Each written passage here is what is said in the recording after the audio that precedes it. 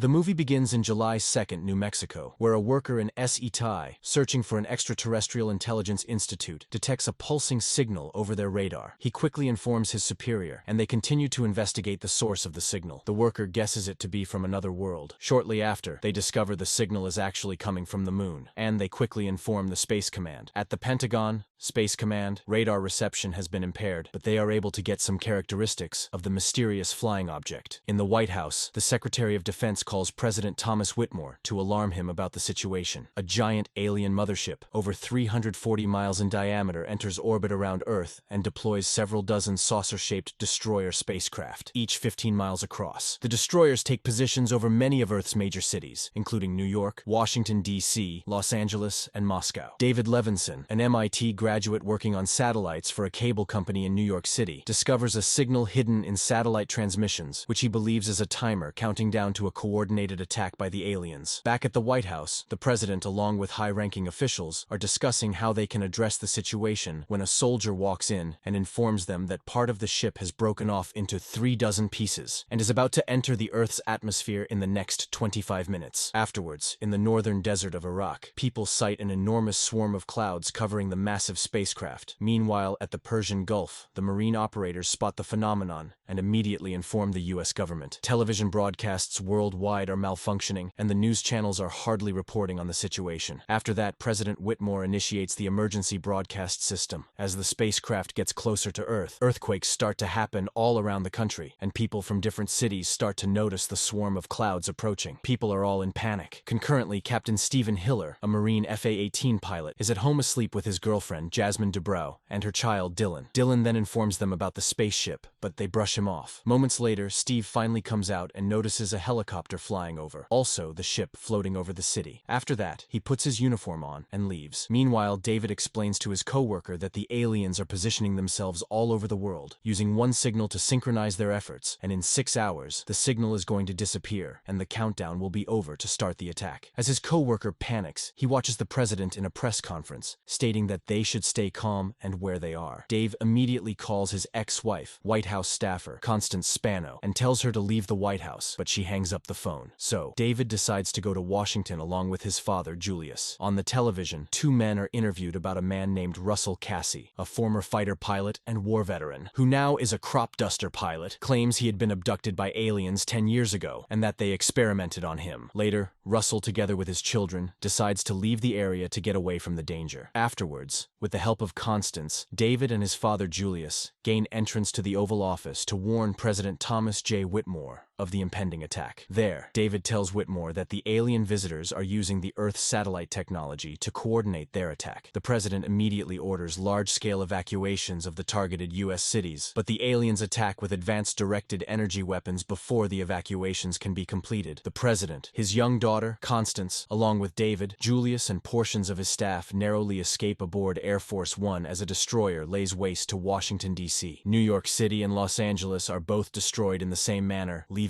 millions dead. During the explosion, Jasmine and her son, Dylan, manage to escape death by hiding in a building. On July 3rd, the United States conducts a coordinated counterattack. The Black Knights, a squadron of Marine Corps FA-18 Hornets from El Toro Marine Corps Air Station, participate in an assault on the destroyer that has devastated the city of Los Angeles. Their weapons fail to penetrate the craft's force field, and it responds by releasing scores of smaller attacker ships, which are similarly shielded and armed with high-energy laser blasters. One-sided dogfights ensue, and the FA-18 squadrons are quickly destroyed. Steve manages to evade the guns of the attacking ships, though his wingman, Jimmy Wilder, is shot down and dies. Steve lures a single attacker to the Grand Canyon. There, as his jet is about out of fuel, and the attacker is about to overtake him, he deploys the landing chute for his jet, covering the alien craft's window. Steve ejects from his jet as the alien crashes into the top of the canyon wall and lands in the desert. Then Steve parachutes to a landing close by and angrily marches over to find and confront whatever life form is in the alien craft. The door to the alien fighter craft pops open. Steve delivers a right-hand punch and knocks the creature out, saying, "Welcome to Earth." He sits down and smokes a victory cigar. On board Air Force One, President Whitmore consults his staff, who report that NORAD has been destroyed by the invaders,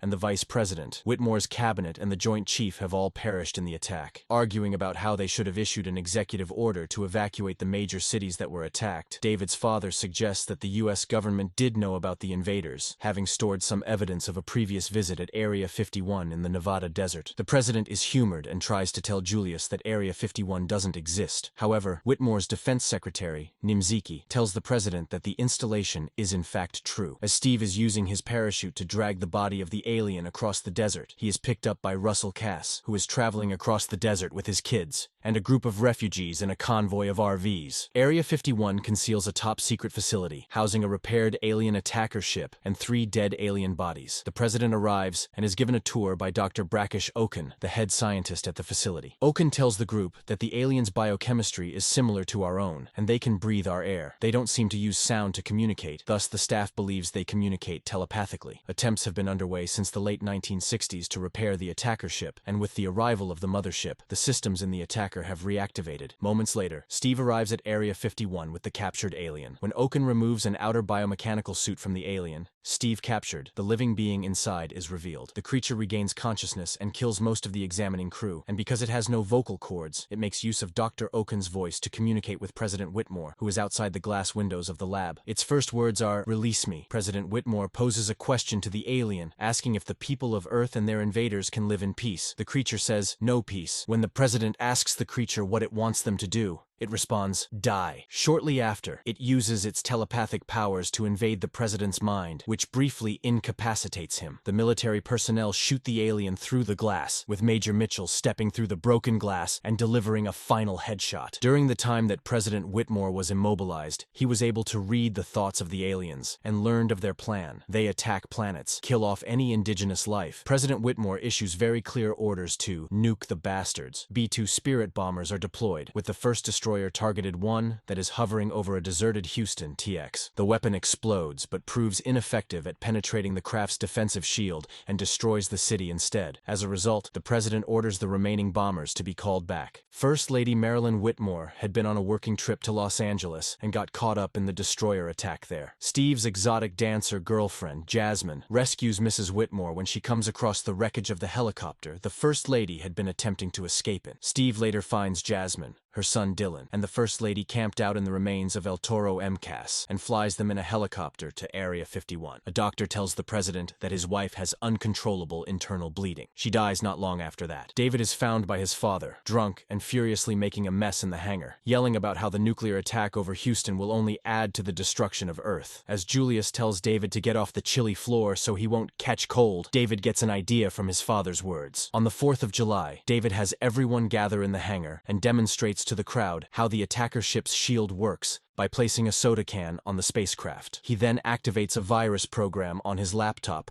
that deactivates the ship's shield, making it effortless for Major Mitchell to shoot a soda can he placed on it. David suggests a plan that involves using the newly operable alien ship to gain access to the interior of the alien mothership in space in order to upload the computer virus and disable the protective shields around the destroyers on Earth. Once the computer virus takes effect, the destroyers will be left vulnerable, and a single nuclear weapon could be used to destroy the mothership. Hiller volunteers to pilot the spacecraft, with David accompanying him to upload the virus to the mothership. Before the mission, Steve and Jasmine take a few minutes to get married, with Dylan as ring bearer and David and Constance as witnesses. David and Constance rekindle their love during the service and hold hands. With satellite communications knocked out, the Americans must use Morse code to coordinate an attack with the remaining forces around the world, timed to occur when the invaders' shields are set to fail. Lacking enough military pilots to fly all available aircraft, the commanders call for volunteer pilots, with a surprise volunteer being President Whitmore and Russell Casey, who both have previous combat flight experience. The president gives a heartfelt motivational speech to the pilots by saying they are fighting for the independence of not just their country, but the whole world. Afterwards, Steve and David reach the mothership and successfully implant the virus, while President Whitmore leads the American jet fighters against the alien destroyer approaching Area 51. Although the aliens now lack shields, the squadron's supply of missiles is quickly exhausted against the colossal craft, and its large complement of assault ships. The alien craft opens up as its directed energy weapon prepares to fire on the base. The president fires a missile at the cannon, but he misses and hits the outer layer instead. Just as the squadron is informed that all their missiles have been fired, Russell Cass radios in saying he has one final rocket. As he launches it, his firing mechanism jams. He decides to pilot his aircraft into the alien weapon in a kamikaze attack, sacrificing himself in the process. The explosion causes a chain reaction which annihilates the ship. Human forces around the world use the same strategy to destroy the remainder of the alien ships. While still on the mothership, Steve is unable to disconnect from a docking clamp. Upon knowing they need to still fire the nuke, which will lead to their death as well, the two men smoke cigars and thank each other for their efforts. As they launch the nuke, it penetrates a nearby control center, causing their ship to be free. Then Steve quickly pilots the ship toward the portal they entered, narrowly escaping when the doors close. The bomb explodes, instantly destroying the mothership. Steve and David are caught up in the fire and debris of the mothership's explosion, but are able to return to Earth unharmed. The movie ends as Steve and David emerge from the smoke and dust to join their waiting friends and families. Both smoking cigars and everyone celebrating while enjoying the debris from the mothership enter the atmosphere like shooting stars.